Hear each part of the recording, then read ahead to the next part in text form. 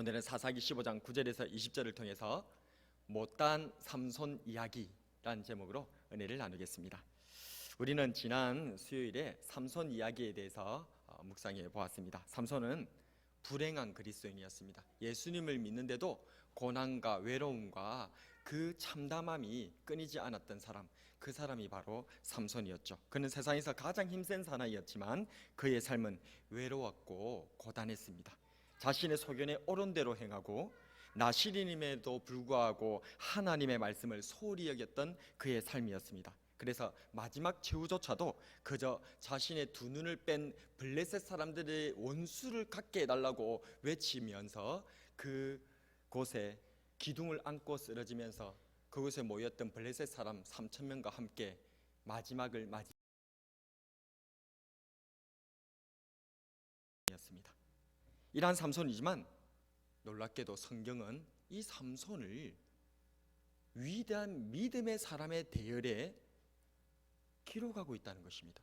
히브리서 11장 32절에 보면 내가 무슨 말을 더 하리요 기드온, 바락, 삼손, 입다, 다윗 및 사무엘과 선지자들의 일을 말하려면 내게 시간이 부족하리로다. 아멘. 그렇다면 이 삼손에게 대체 어떤 믿음이 있었다는 걸까요? 삼손이 대체 어떤 위대한 믿음의 사람이었기에 히브리서 기자는 이 삼손을 믿음의 사람의 반열에다가 올려놓냐 그 말이죠. 자, 그렇다면 오늘은 이 삼손의 못다한 이야기를 살펴보면서 삼손이 가졌던 그 믿음, 삼손의 사명이 무엇인지 살펴보면서 은혜를 나누겠습니다. 삼손의 이야기를 자세히 들여다보면 이해할 수 없는 부분을 발견할 수 있습니다. 크게 두 가지인데, 하나는 오늘 본문에 나오듯이 블레셋에게 쫓기던 삼손이 유다 땅 내에 숨었을 때에 유다 지파 사람들에게 순순히 잡혀 블레셋에게 들어가는 장면입니다.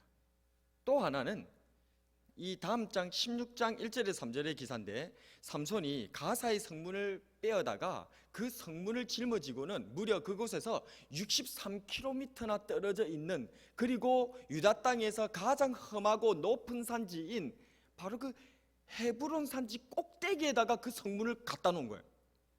대체 왜 이러는 걸까요? 이상하지 않습니까? 이 두 가지 이상한 사건은 똑같은 목적하에 이루어진 철저히 계산된 삼손의 사역이었습니다.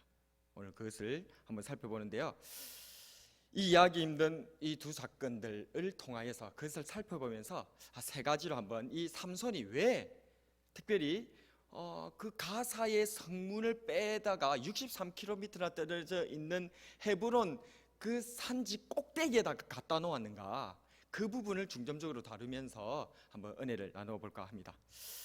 삼손이 가사 성문을 헤브론까지 가져간 이유는 무엇일까요? 첫 번째로 따라해볼까요? 방패로 삼기 위해서입니다. 사사기 15장에서 삼손은 자신의 장인의 일을 빌미로 블레셋에 불을 지른 후에 유다의 레이에 머물게 됩니다. 이에 블레셋인들은 약 1,000여 명의 군사를 이끌고 유다로 쳐들어왔고, 유다인들은 삼손을 잡기 위해서 블레셋 군대보다 무려 3배나 많은 3,000명을 이끌고 이 삼손을 잡겠다고 옵니다. 자기 동족이면서 심지어는 사사인데도 말입니다. 그래서 이 자기를 잡으러 온 자기 동족 지파인 유대 지파에게 삼손은 순순히 잡혀 들어갑니다. 너희들이 내 생명을 해하지만 않는다면 내 순순히 잡히겠다. 그래가지고 셋밧줄로 2번이나 동꽁꽁 동여매어가지고 이 삼손은 포박된 채 대적 블레셋에게 넘겨지게 된 것이죠. 유다 지파에 의해서 포박되어 오는 삼손을 보았을 때 블레셋 사람들은 환호성을 질렀습니다. 와! 우리가 이겼다 그 말이죠. 우리가 승리했다. 너무 좋아가지고 그 진중에 큰 그런 고함 소리가 터져 나왔습니다. 하지만 여호와의 신이 삼손에게 임하게 되어졌고, 삼손은 나귀 특별을 뽑아들고는 그 자리에서 블레셋 사람 1,000명을 쳐 죽여버리고 맙니다. 칼도 아니고 창도 아니고 나귀 특별로 블레셋 사람 1,000명을 때려 죽이고 그 피에 흠뻑 젖은 삼손의 모습을 한번 상상해 보십시오. 칼도 아니고 창도 아닙니다. 나귀 특별을 뽑아가지고 그걸로 무려 1,000명을 때려 죽은 거예요. 그걸 때려 사람을 죽일 때 그 피가 얼마나 튀었겠어요. 삼손은 지금 완전히 피범벅이에요. 그런 상태로 1000명을 때려 죽이니까 얼마나 이 삼손의 모습이, 만약에 여러분들이 그 자리에 서서 삼손의 모습을 보았다면, 아니 그 자리에 혹시 블레셋 사람이 생존자가 남아있어가지고 그 삼손을 때려 죽이고 있는 그 삼손의 모습, 한 손에는 나귀 턱뼈를, 온몸에는 자기 동족의 피를 뒤집어 쓰고 있는 삼손의 모습을 보았을 때 대체 무엇을 보았을까요? 죽음의 사자, 악마. 아마 블레셋 사람들의 눈에는 삼손이 악마로 보이지 않았을까요? 귀신, 도깨비, 너무너무 무서운 존재. 이건 인간이 아닌 거예요. 이건 정말 무서운 존재가 바로 블레셋 사람들에게 있어서 삼손이었다, 그 말입니다. 이렇게 나귀 턱뼈로 블레셋 사람 1000명을 때려 죽인 삼손이 이번에는 대담하게도 블레셋의 5성읍 중에 하나인 가사 성읍에 태연하게 들어옵니다. 그러고는 기생을 품에 안고 거기서 턱하니 잠을 자는 것입니다. 이 소문이 가사 성읍에 다 퍼지게 됐습니다. 그래서 그 첩보를 접수하고는 가사에 사람들이 군사를 모아서 삼손 잡아 죽이겠다고 모입니다. 그런데 정말 재밌는 일이 벌어집니다. 그러면 그 밤에 삼손이 그 기생집에 누워가지고 있으면 어떻게 하는 게 가장 삼손을 잡기에 좋은 방법입니까? 삼손이 방심해가지고 그렇게 기생집에 누워있을 때 그 밤에 기습하는 게 제일 좋은 방법이겠죠. 근데 블레셋 사람은 그렇게 합니까, 안 합니까? 그래, 안 합니다. 성경에 그렇게 보게 되어지면 2절 가사 사람들에게, 16장 2절에 보면 가사 사람들에게 삼손이 왔다고 알려짐에 그들이 곧 그를 에워싸고 밤새도록 성문을 매복하고 밤새도록 조용히 하며 이르기를 새벽이 되거든 그를 죽이리라. 이 사람들 대체 왜 이러는 걸까요? 그냥 그 밤에 기습해갖고 삼손 잡아 죽이면 되는데 못하는 거예요. 왜요? 그 앞에 레위 사건 때문에 그렇습니다. 삼손이 너무 충격적인 사람이거든요. 그 앞에는 그 어떤 사람도 감히 설 수 없어요. 너무너무 무서운 존재예요. 이 사람하고 같이 더불어서 싸울 수 있는 사람은, 맞서서 그 앞에 눈이라도 마주칠 수 있는 사람은 이 세상에 아무도 없는 거예요. 특별히 대적인 블레셋 사람들에게 있어서 삼손은 마귀, 악마, 그 이상도 그 이하도 아닌 그 자체였다는 겁니다. 그러니까 이 삼손을 가서 때려잡지를 못하는 것입니다. 와가지고 자기 성읍 가운데 들어가고 태연하게 있는데도. 그래서 어떻게 하는 겁니까? 이 밤이 지나기를 기다리고 있는 겁니다. 왜 이 밤이 지나도록 기다리고 있는 것일까요? 이 부분에서 삼손이 가사의 성문을 뽑아든 이유가 설명이 되는 것이죠. 이쯤에서 제가 삼국지 이야기를 좀 한번 들려드리고 싶습니다. 여러분들 삼국지 이야기 많이 들어보셨습니까? 오늘 이 삼손의 이야기를 이해하려면 삼국지가 좀 필요합니다. 유비의 용장 조은자룡은 유비의 아들 아두를 살리기 위해서 조조의 100만 대군을 단신으로 돌파한 사건이 있었습니다. 이때 사실 조조는 이 조자룡을 손쉽게 제압할 수가 있었습니다. 어떻게 하면 잡을 수 있습니까? 바로 활을 쏘서 떨어뜨리면 됩니다. 그래서 그 조조의 장군들이 옆에서 얘기합니다. 조자룡이 혼자서 창을 들고 휘둘러 다니면서 조조의 100만 대군을 완전히 돌파하고 돌아다니니까 자존심도 상하잖아요. 굉장히 화도 나잖아요. 그래서 저놈을 빨리 활로 쏴서 떨어뜨립시다, 이렇게 얘기를 합니다. 그런데 조조가 만류를 합니다. 왜냐하면 조조는 사람에 대한 욕심이 많은 사람이었거든요. 그래서 저 조자룡이 혼자서 100만 대군을 돌파하는 모습을 볼 때에 저 녀석은 내 거야. 내가 저 녀석 사로잡아가지고 내 부하로 삼아야 되겠다, 이렇게 생각한 겁니다. 그래서 활을 못 쏘도록 그만두게끔 하고 실제로 가서 제압해가지고 잡아오라고 명령한 겁니다. 그러니까 이 조자룡이 100만 대군이라 할지라도 혼자서 돌파를 해버린 거예요. 그런 사건이 벌어졌던 것입니다. 오늘 본문에서도 마찬가지입니다. 레위에서 블레셋 사람들은 1000명이나 되는 자신들의 머릿수를 처음에 믿었습니다. 그래서 궁수나 창병, 전차 없이도 얼마든지 자기네는 1000명이나 되니까 삼손 정도는 때려잡을 수 있을 것이다, 그렇게 생각하고 몰려들었던 것이죠. 그러나 삼손은 자기네들의 생각을 아득히 뛰어넘는 너무나 무시무시한 존재였고, 서로 치고받는 백병전으로는 1000명이 아니라 10,000명을 데려와도 이 삼손을 이겨낼 수가 없었다는 것입니다. 그것을 뼈저리게 몸에 각인을 받은 이 블레셋 사람들, 이후에 그들은 감히 삼손 앞에 설 자가 없었던 것입니다. 너무나 무서워서. 그래서 이번에는 치고받는 백병전이 아니라 삼손이 가사로 그렇게 들어왔을 때에 앞으로 못 나가고 이번에는 어떻게 하려고 하는 겁니까? 어떻게? 활로 잡으려고 대기하고 있었던 겁니다. 활로 잡으려고 하다 보니까 보여야 잡을 수 있잖아요.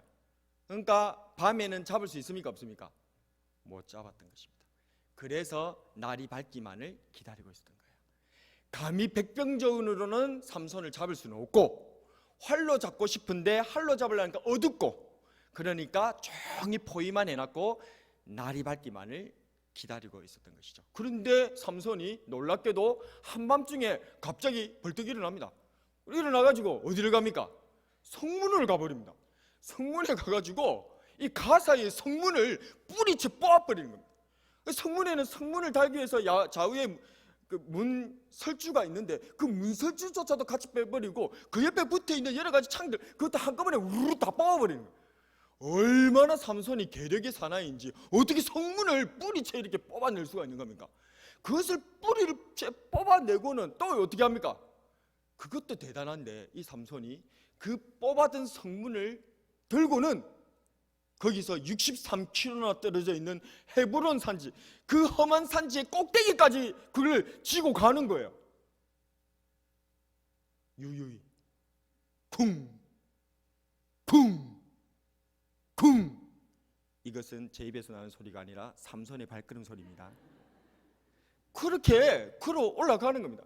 그 모습을 지금 이 가사의 블레셋인들은 두려움에 벌벌벌벌 떨면서 그걸 보고 있는 거예요. 그런데 앞에서 삼손을 싸울 사람은 아무도 없고 그저 멀리서 활로 제압하려고 하는데, 활로 제압하려고 싸우려고 하니까 어떻게 된 겁니까? 삼손이 뭘 지금 들고 있는 거예요? 성문을 뺏어 들고 있는 거예요. 화살이 소용이 있습니까? 없습니까? 화살이 소용이 없는 거예요. 그렇게 유유히 삼손은 가사 성문을 빼들고는 쿵 쿵 63km나 헤브론 산지까지 가게 된 것입니다. 두 번째로 삼손이 가사 성문을 헤브론까지 가져간 이유는 무엇일까요? 그렇다면 그것을 뺀 이유는 알겠는데, 그러면 그것을 빼고 왜 그 무거운 걸 들고 헤브론 산지 꼭대기까지 갖고 갔느냐? 두 번째, 한번 같이 한번 읽어볼까요? 띄워주세요. 시작. 유다와 블레셋을 이간질하기 위해서입니다. 이것이 핵심입니다. 뭐라고요? 다시 한번 읽어보겠습니다. 시작. 유다와 블레셋을 이간질하기 위해서입니다. 다시 삼국지 얘기를 해보겠습니다. 삼국지에는 수많은 장수가 나오지만 그 중에서도 가장 뛰어난 장수 한 사람을 꼽는다면 바로 간우, 운장일 것입니다.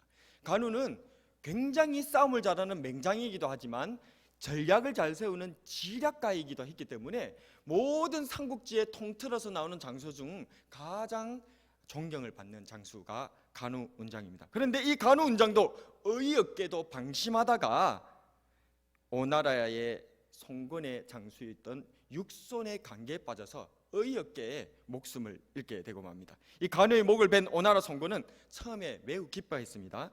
그러나 송건은 이내 깨닫게 됩니다. 이 간우의 목이 엄청난 화근이라는 것을 알게 된 것입니다. 왜 그렇습니까? 이 간우는 아시다시피 유비, 간우, 장비 이 세 사람이 도원, 복숭아 나무 아래에서 결의하여서 우리가 태어난 때는 각각 다르게 태어났고 다른 사람의 몸에서 태어났지만 우리가 죽을 때는 한 자리에서 죽겠다. 도원결의, 그것을 했던 의형제, 삼형제, 그 의리로 똥을 뭉쳤던 그 삼형제가 바로 유비, 간우, 장비 아니겠습니까?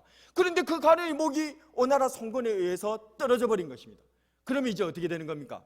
이 도원결의를 한 나머지 형제들, 그 유비와 장비가 가만히 있지 않을 것이기 때문에 그렇습니다. 그래서 이 유비와 장비가 앞뒤를 보지 않고 모든 자기가 할 수 있는 군사를 총동원해가지고 어디로 쳐들어올 것입니까? 바로 오나라 송건, 자기에게 쳐들어올 것이 자명하기 때문에 그렇습니다. 그래서 이 간우의 목을 친 이것이 도리어 자기네들은 성전모가 아니라 지금 큰 위기에 빠진 것입니다. 송건이 깨를 씁니다. 그래서 이 간우의 목을 잘 포장해가지고 누구한테 보내냐면 위나라의 조조한테 선물로 보냅니다. 조조도 이걸 너무나 기뻐했습니다. 왜냐하면 이 조조는 예전에 적벽대전 때에 엄청나게 대패를 하고 그렇게 도망을 가는 그 길에 누구를 만났냐면 이 간우운장을 만났거든요. 이 간우운장 앞에 발 앞에 엎드리면서 목숨을 구걸하면서 한 번만 살려달라고 그렇게 애걸했던 사람이 바로 그 간우운장이었거든요. 거기서 간우운장이 그렇게 아이고 이 소인배라고 하면서 그렇게 자기한테 부끄러움을 수치를 주면서 목숨을 그렇게 부지하게끔 했던 거, 그게 간우였거든요. 그 간우의 목이 나한테 온다. 너무 좋은 거예요. 조조가 그 선물을 너무나 기쁘게 받았습니다만 조조는 간우, 머리가 똑똑한 사람이었습니다. 그걸 처음에는 받았을 때는 기쁘게 받았는데 받고 나서 가만히 생각해 보니까 이게 뭐인 겁니까? 이게 지금 우리나라에 재앙을 가져올 물건이라는 것을 깨달은 것입니다. 왜요? 아까도 설명해 드렸다시피 유비의 대군이 이제는 이 간우의 목을 찾으러 오나라 송건한테 갈 것이 아니고 누구한테 올 것입니까? 자기 위나라 조조한테 올 것이 자명하기 때문에 그렇습니다. 그래서 이 조조는 다시 여기서 머리를 돌려가지고 제후의 예를 갖추어서 이 간우운장이 제후가 죽은 것처럼, 한마디로 우리나라 조선의 왕같이 왕이 죽은 것처럼 그렇게 제후의 예를 갖춰가지고 성대하게 장례를 치러주고 그 앞에서 막 울면서 그렇게 마지막 장례를 조조가 치러주게 됩니다. 자, 이것이 무엇입니까? 삼손이 가사의 성문을 헤브론 꼭대기에 옮겨 놓았습니다. 이게 대체 무엇을 의미할까요? 이 의미를 이해하려면 우리는 헤브론이 어떤 곳인지를 알아야 합니다. 성경에서 헤브론은 매우 중요한 곳입니다. 성경에서 헤브론이 처음으로 언급될 때에 그 이름은 마므레 상수리 수풀입니다. 창세기 13장 18절에 보면 이에 아브라함이 장막을 옮겨 헤브론에 있는 마므레 상수리 수풀에 이르러 거주하며 거기서 여호와를 위하여 제단을 쌓았더라. 아멘. 이 마므레 상수리 수풀은 이후에 아브라함의 아내 사라를 비롯하여서 아브람, 이삭, 야곱이 묻힌 막벨라 굴이 되었고 이후 가나안에서 떠나 애굽에서 400년간 종살이할 때도 이스라엘 백성들이 다시 돌아가야 할 장소가 바로 이 막벨라 굴, 마므레 숲을 헤브론이었던 것입니다. 이후 이를 기억하고 있었던 사람 유다 지파의 갈렙은 하나님께 약속받은 가나안 땅 중에서 제일 좋은 곳을 차지할 수 있는 그 특권을 가지고 그가 선택한 땅이 바로 이 헤브론, 마므레 숲을, 이 막벨라 굴이었다고 말입니다.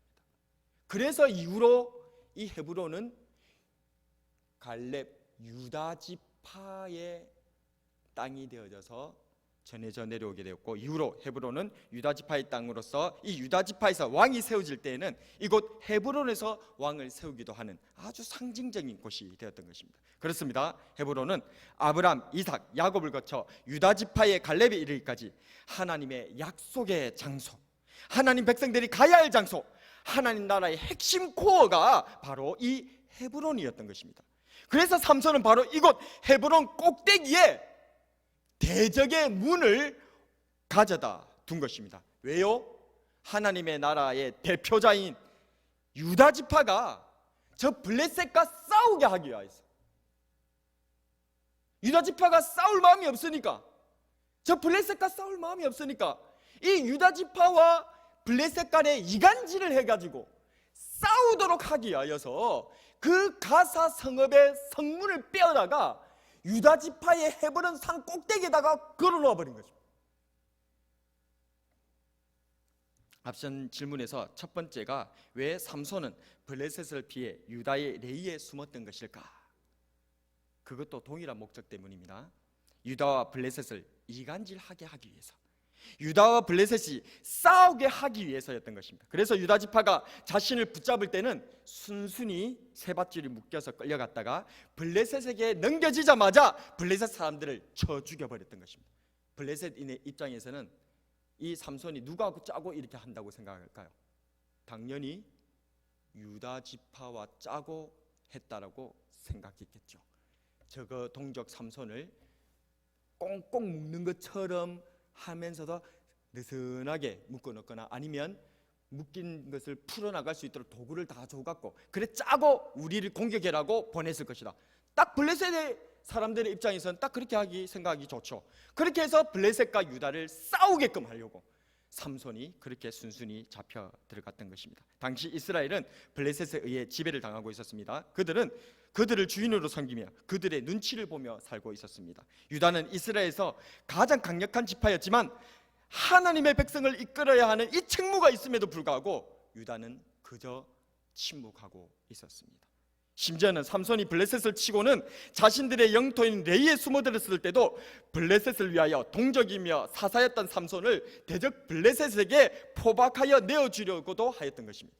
그렇습니다. 삼손의 사명은 바로 유다와 블레셋을 이간질하는 것이 삼손의 사명이었던 것입니다.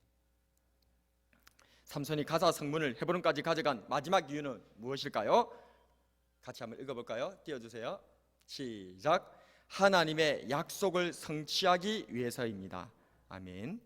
창세기 22장에는 아브라함이 자신의 독자 이삭을 바쳤던 소위 모리아 사건이 기록되어 있습니다. 하나님께서는 모리아산에서 하나님의 명령에 순종했던 아브라함에게 약속하셨습니다. 창세기 22장 17절에 내가 너에게 큰 복을 주고 네 씨가 크게 번성하여 하늘의 별과 같고 바닷가의 모래와 같게 하리니 내 씨가 그 대적의 성문을 차지하리라. 내 씨가 그 대적의 성문을 차지하리라. 사람들은 다 이 약속을 잊어버렸는지 모르겠지만 삼손은 기억하고 있었습니다. 삼손은 하나님의 이 약속, 하나님께서 이 아브라함에게 하셨던 이 약속, 너의 씨가 대적의 성문을 차지하게 될 것이라고 하는 이 약속을 붙들고 있었고, 그 하나님의 씨로서 선택받은 지파가 바로 어느 지파다? 자신의 지파인 단 지파가 아니라 바로 어느 지파? 유다 지파. 이스라엘의 하나님의 사자가 되는 이 유다 지파야말로 하나님의 백성을 이끌 그러한 장자 지파로서, 그리스도께서 나실 그 장자 지파로서 이 유다 지파를 붙들고 있었던 것입니다. 그래서 그 유다 지파가 대적의 성문을 얻을 것임을 그 헤브론 산지까지 갖고 가서 대적의 성문을 갖다 놓아버린 거예요. 하나님의 예언은 삼손에 의해서 성취되고 말았던 것입니다. 말씀을 정리하겠습니다. 외로웠던 사사 삼손, 그 누구도 그의 이 외로운 사역을 이해해 주지 못했습니다. 마치 사람이 술을 마시고 술이 술을 마시고 나중에는 술이 사람을 마신다는 말처럼 하나님의 백성들이 사소하게 여겨 용납했던 작은 죄악들이 결국에는 완전히 지배당해 대적 블레셋을 친구처럼, 아니 주인과 같이 모시고 살던 사사시대의 만렵의 이 비참한 상황, 하나님의 사사조차도 백성들의 지지를 받지 못한 채 그저 자신의 소견에 옳은 대로 그냥 하나님의 사역을 감당할 수밖에 없었던 이 사사시대 만렵의 이 어지러운 형국 속에서 이 사사 삼손은 자신의 사명을 자신의 생각대로 그냥 그렇게 진행하고 있었던 것입니다. 사람들에게는 버려졌으나 하나님께는 기억된 사사 삼손, 그리고 성경은 그의 이름을 위대한 믿음의 사람들의 반열에 당당히 올려두었습니다. 아벨, 에녹, 노아, 아브람, 기돈, 바락, 입다, 다이당뿐만 아니라 이 외로운 사사 삼손도 하나님께서는 기억해 주셨다는 것입니다. 그렇다고 해서 삼손의 제멋대로인 삶이 정당화될 수 있는 것은 아닙니다. 그가 행한 방탕한 삶, 나신이었음에도 불구하고 하나님의 말씀을 가벼이 여겼던 그 태도는 너무나 잘못된 행동이었습니다. 이를 통해 사사시대 만렵의 이스라엘 부패한 실상을 엿볼 수도 있습니다. 방법이 잘못되었음에도 불구하고 그러나 그에게는 믿음이 있었습니다. 하나님의 백성은 세상 속을 살아가지만 세상에 물들어서는 안 된다고, 유다 지파처럼 하나님의 백성의 대표자, 지도자들은 영적 전투에 누구보다도 앞장서 나가야 한다고 말입니다. 오늘 살아가는 우리들도 하나님의 백성이라는 정체성을 가지고 세상 속을 살아가지만 세상에 물들지 않기를, 교회의 직분자로서, 가정의 부모로서, 그리스도인으로서 나를 이기고 죄를 이기고 세상을 이기는 영적 싸움을 싸워가는 믿음의 용장이 되기를 주님의 이름으로 축복합니다. 오늘의 한 줄 설교 요약: 외로운 사역이라도 주님만은 알아주신다.